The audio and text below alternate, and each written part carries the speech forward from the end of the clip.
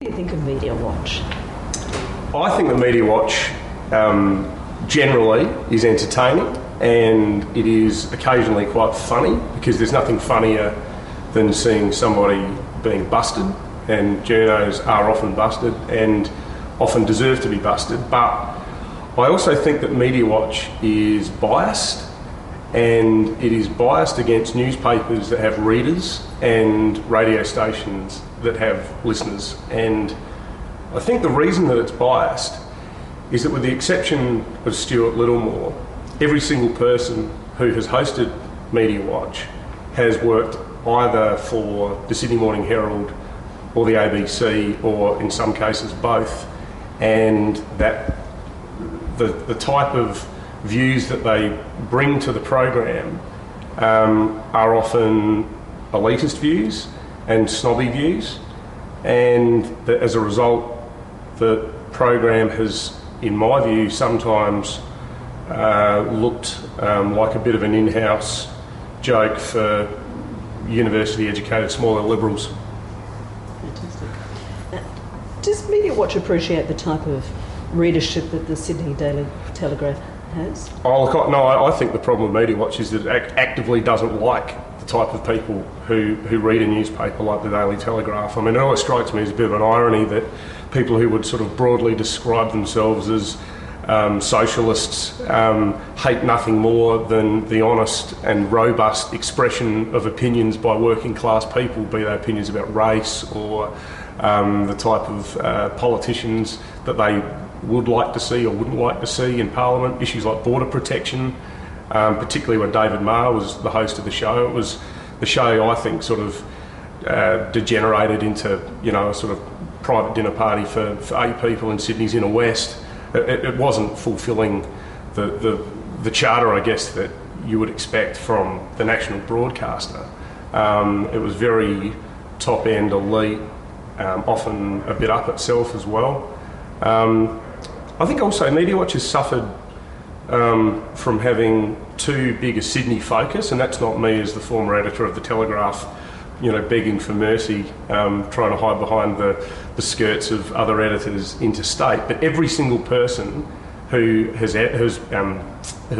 hosted the show has been Sydney-based, and I think that a bit of that has come through, and there's probably unspeakable journalistic acts that have been done in other parts of the country that have gone unnoticed as well. Do you think it's about time Media Watch got a Daily Telegraph style of presenter? Look, I think that it would probably be good for the diversity of the program to, at least as an experiment, just once, please, Auntie, can you find someone who does not come from that traditional sort of Newtown, Brunswick Street sort of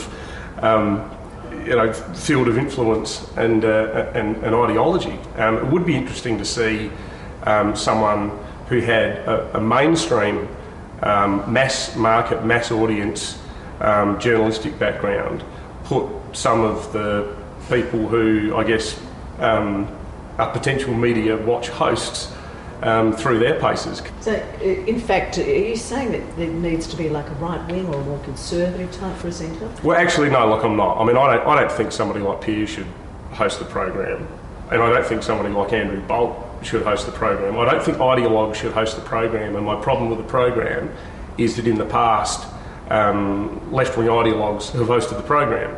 I think that the viewing public would find it much more entertaining if it just called things as they were and attacked people equally and with equal energy across both sides of the media spectrum, rather than consistently charting what is a pretty consistent sort of left liberal course. Now, onto a Telegraph story. Trotsky the cat. Can you tell me what all the controversy was about concerning that bucket of syringes in King's Cross? Trotsky the cat was a funny story, and it was a story that started, as stories so often do, with this explosion of telephone calls on our news desk. They were coming through from residents and business owners in Darlinghurst, right next to the safe injection room. We had about 10 phone calls, maybe more, and people were ringing in saying, you've got to come here, bring a photographer, there is this massive container of used syringes that has turned up on the street. So we go there, we get the photographs, we talk to the residents, we ring the injection room in the afternoon, and they say the needles aren't ours, and we're thinking, well, if they're not yours, whose are they? So the story runs the next day. We give a long denial to the injection room.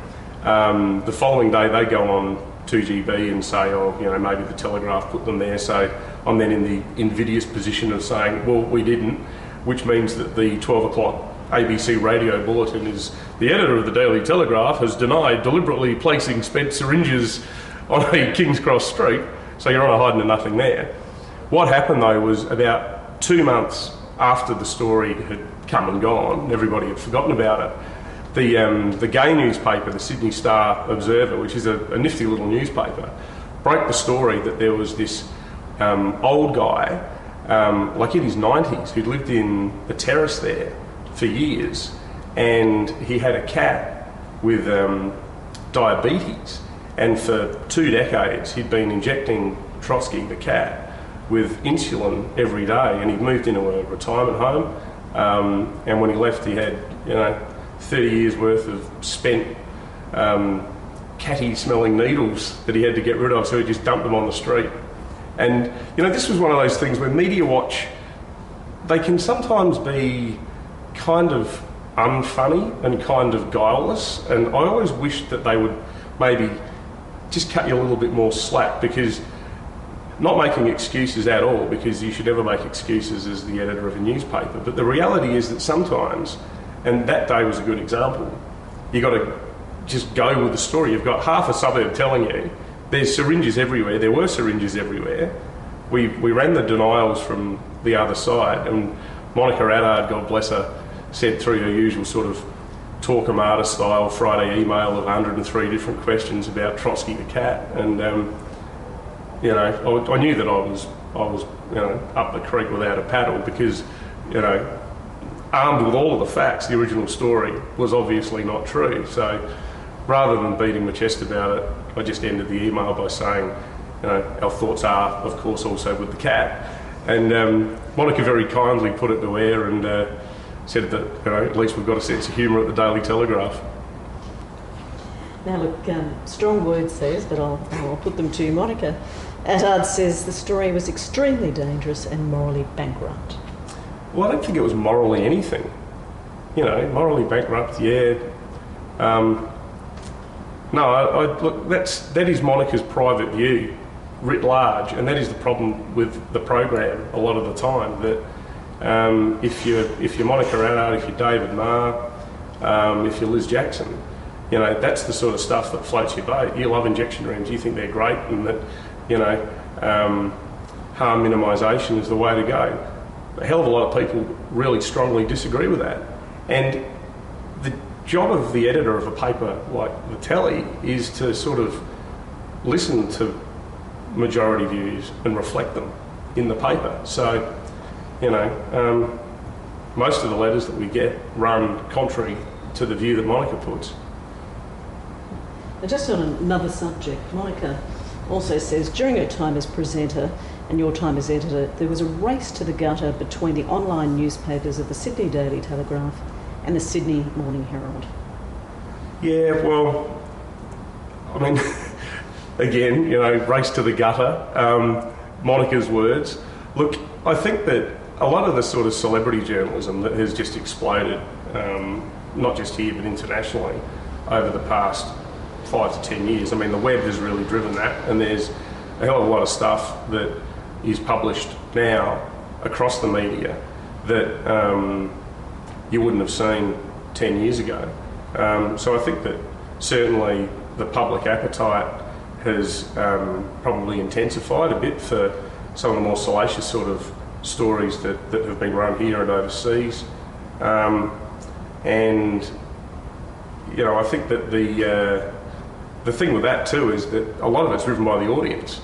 You know, I mean, it's like when Princess Diana died, and there were a lot of people, you know, most of them women, saying that I can't believe what the media has done to the people's princess, who had a sort of, you know, chronologically ordered, complete collection of New Idea, Woman's Day, Woman's Weekly, with every single paid photograph ever taken of Princess Diana. So there's a bit of a sort of supply and demand issue there, where any media outlet that says we're going to be all sort of morally driven and veto that type of coverage will very quickly be shunned and ultimately closed down by its audience.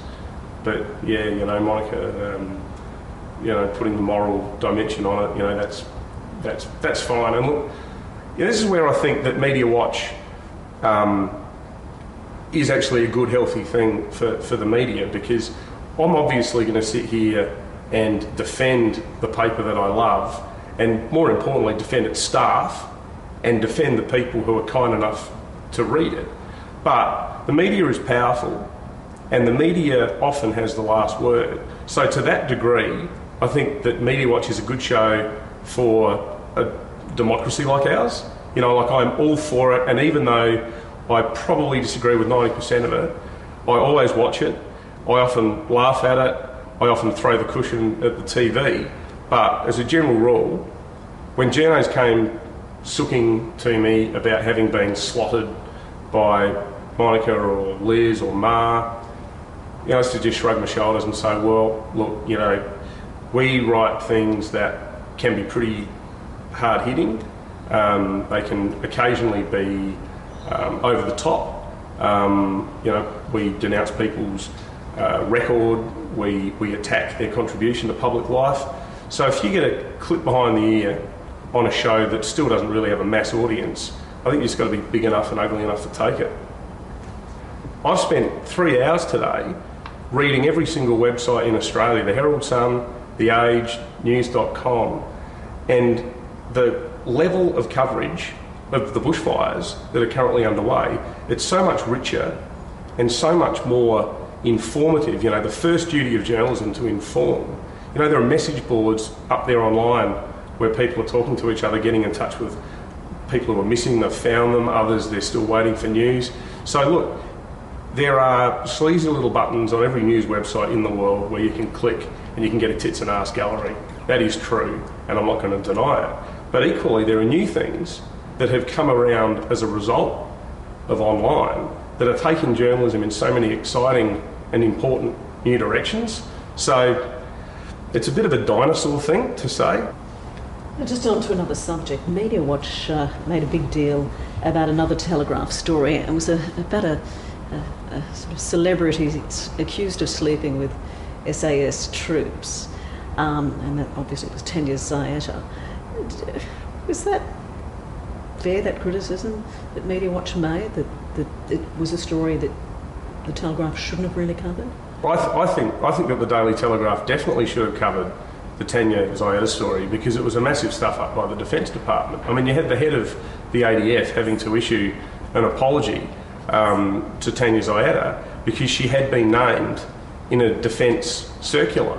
It had got to the point where in an official government document, a Defence Department document, her name was in there saying that there'd been problems with her on one of these tours of duty. And the fact that, I mean, it came out after the event that the allegation was completely wrong. There were a few people who were making the allegation in the first place, which is how it wound up in this Defence Department circular. So it was a valid story because it was a genuine stuff up by Defence, one which they had to apologise for.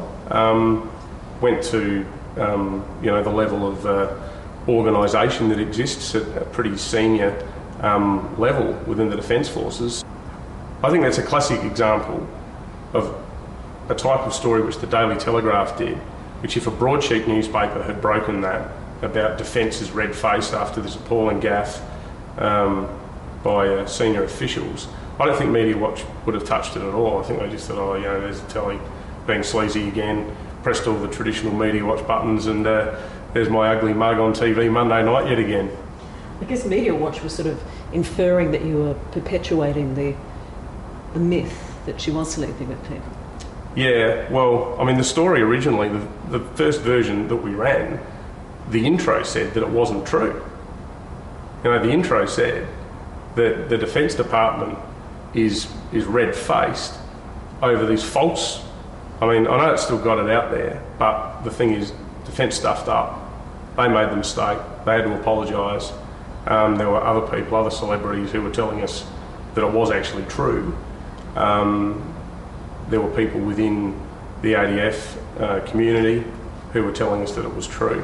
So it was a live story, and the thing that gave it validity was the fact that, you know, it ended up being the subject of a pretty embarrassing sort of admission by the Defence Forces. Do you think Tanya Zayeda has any reason to feel victimised? Yeah, I think she's got plenty of reason to feel victimised. I mean, if I was her, I'd be upset with the ADF. I'd be upset with the Daily Telegraph. But I'd probably also be upset with somebody like Max Markson, who she's silly enough to pay for his services, you know, which presumably run to, you know, sending me pictures of wearing a bikini that we can put in the paper. It's all a bit sus. Does Media Watch make any difference at all to the way that journalists at the Telegraph conduct themselves?